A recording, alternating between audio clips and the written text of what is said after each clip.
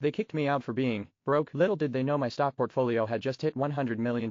Now I live in the mansion they dreamed of, and they're begging in my DMs. I stared at the $100 million in my stock account, taking 3 deep breaths to make sure I wasn't dreaming. Just back from 2 months of grueling field work in a remote mountain region, I called my wife Veronica on the drive home. Sweetheart, I'll be home this afternoon. I have the biggest surprise. There was a strange pause on the other end. You're coming today? Absolutely. This surprise will change our lives. She gave a light laugh. What a coincidence. I have a surprise for you too. I drove home smiling, imagining the celebratory dinner Veronica would prepare, and our son Leo's excited hug. After 10 years of marriage, I could finally give them the life they deserved. But when I pulled into the driveway, my smile froze. My belongings were piled by the front door like trash, clothes, books, even my vinyl record collection scattered across the lawn. My 14-year-old son Leo was throwing my golf clubs onto the grass. Leo, what are you doing? He looked up, his face cold. Mom told me to throw out your junk. You're useless anyway. I pushed past him into the house. There they were, candlelit dinner. My wife Veronica nestled in the arms of Damien, her supervisor. They were laughing together. Veronica, what the hell? She didn't even flinch. I found a better man. I'm kicking you out. A broke loser like you. Damien is a supervisor with a brilliant future. You're just a deadbeat. My chest tightened. How long? The truth. Damien and I have been together for a year. Now that he's divorced,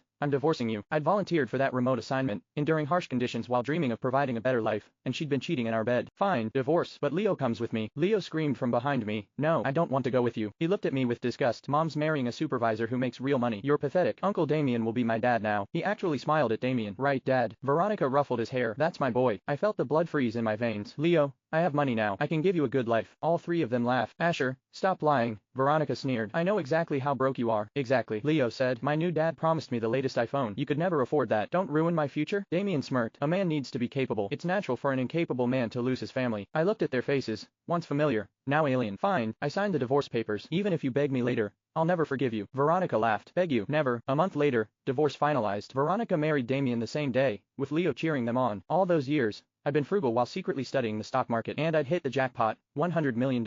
Money that was supposed to be for my family. Now it was all mine. I went to the sales office of Grand Manor Estates, the most exclusive community in the area. As I walked in, I froze. Veronica, Damien, and Leo were there, browsing property brochures. Damien spotted me first. Asher, what are you doing here? Veronica sneered. Don't tell me you're house hunting? Even the cheapest condo here is $500,000. You couldn't afford a broom closet. Leo took my picture and sent it to our family Snapchat group. Look, this loser is pretending to shop at Grand Manor. The group exploded with mockery. Asher, leave already. Veronica's buying a house with her new husband. You're still hung up on her. Pathetic. Tell the staff to kick him out. He's wasting their time. Veronica started a video call, live streaming to the group. Everyone, watch this joke. A broke guy pretending to be rich. The saleswoman Sarah looked uncomfortable. Sir, what are you looking for? I glanced at Veronica. What are you getting? She puffed out her chest. 3 million Australian dollars apartment. Something you could never afford. I turned to Sarah. Do you have villas? I want a villa. Money isn't an issue. The video call erupted with laughter. Asher, stop bluffing. I'm recording.